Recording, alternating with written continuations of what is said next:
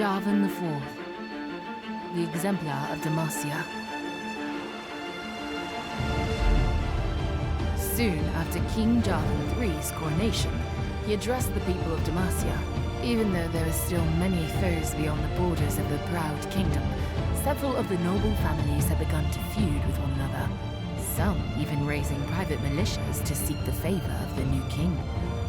This would not stand. Jarvan would not allow such dangerous rivalries to develop, and declared his intention to end the feuding by marriage. His bride, Lady Catherine, was much beloved by the people, and courtly gossip had long held that the two shared some secret fondness for one another. The bells of the great city rang for a day and night in celebration, and by year's end came the announcement that the royal couple were expecting their first son. But all joy was forgotten. Catherine died in childbirth. The infant, named for his father's line, was declared heir apparent to the throne of Demacia.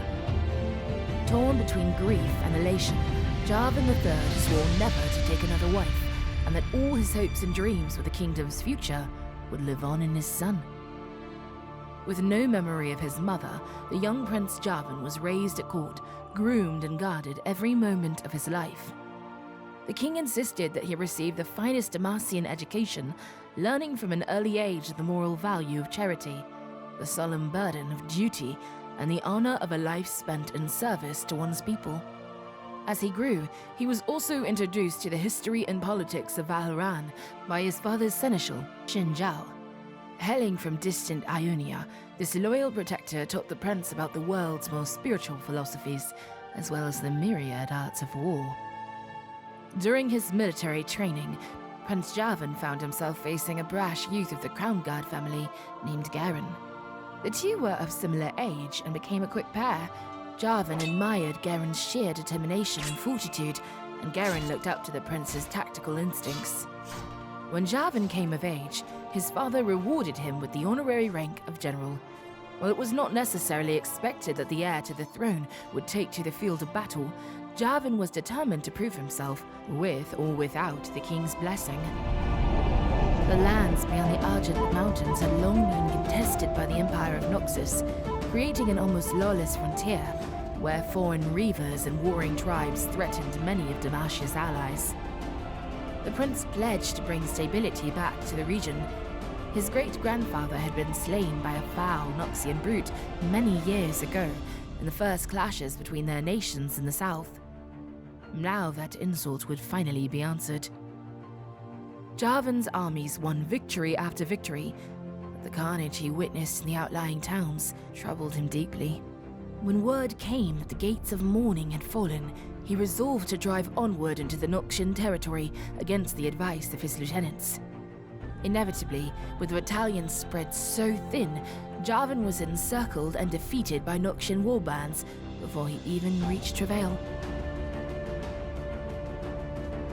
Refusing to surrender, the prince and a handful of other survivors fled into the forests, only to be hounded for days by enemy scouts.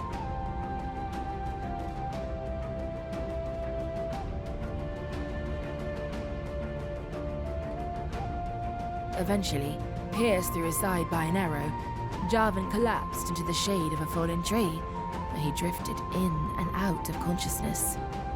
He was devastated. He had failed his family, his kingdom, and his brothers in arms.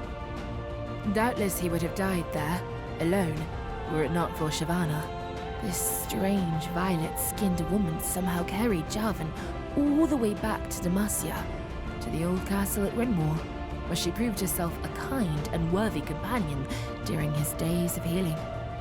At first taken aback by her outlandish appearance, the garrison commander could not deny that she had done a great service to the throne in saving Jarvan's life. Unfortunately, Shyvana was herself being pursued by the monstrous elemental dragon Yvar. When the castle's watchman spotted the beast on the horizon, Jarvan saw a chance to redeem himself. As Shyvana prepared to meet the beast in the skies in her half-dragon form, the prince limped from his bed to marshal the garrison and reinforce the walls. He took up his lance and swore that they would return to the great city with the head of Yvar, or not at all. The battle was swift and deadly. When his men were driven in fear from their posts, it was Jarvan who rallied them. When they were wounded, it was Jarvan who directed healers to their aid. The fell creature was slain by Shyvana, but it was the prince's leadership that had held the line. In that moment, Jarvan saw the true strength of the Demacian people, standing together as one in defense of their homeland, no matter their differences or misgivings. He promised Shyvana that she would always have a place among his guard, if she so chose. With the dragon's skull in tow, Jarvan journeyed to his father's court in triumph, Shyvana at his side. Though the king was overcome with emotion at his son's return, some of the gathered nobles quietly questioned the wisdom of allowing such a creature to stand with the prince, let alone serve as one of his protectors. Even so, Jarvan resumed his position within the military, also playing a key role in stately matters beyond the defense of the realm. With his friend Garen now sword captain of the elite Dauntless Vanguard, and Shyvana and the Ren War veterans training of the border garrisons, Prince felt assured that Demacia could answer any emergent threat. The kingdom itself was changing. Mage Seeker Order had gained support among the noble families, leading to widespread imprisonment of anyone in Demacia possessing magical talents. Fear of persecution quickly gave way to resentment, and finally rebellion. When mages attacked the great city, Jarvan was distraught to discover that his father, the king, had been killed. Although the prince's political stance toward mages had hardened significantly since then, he has yet to fully allay concerns over his suitability to rule. As such, he has taken the counsel of many prominent nobles, including Garen's aunt, High Marshal Tiana Crownguard, and pledged to heed their wisdom and experience in the days ahead. For he must examine his own conscience and allegiances carefully if he is ever to come into his inheritance and be crowned King Jarvan IV of Demacia.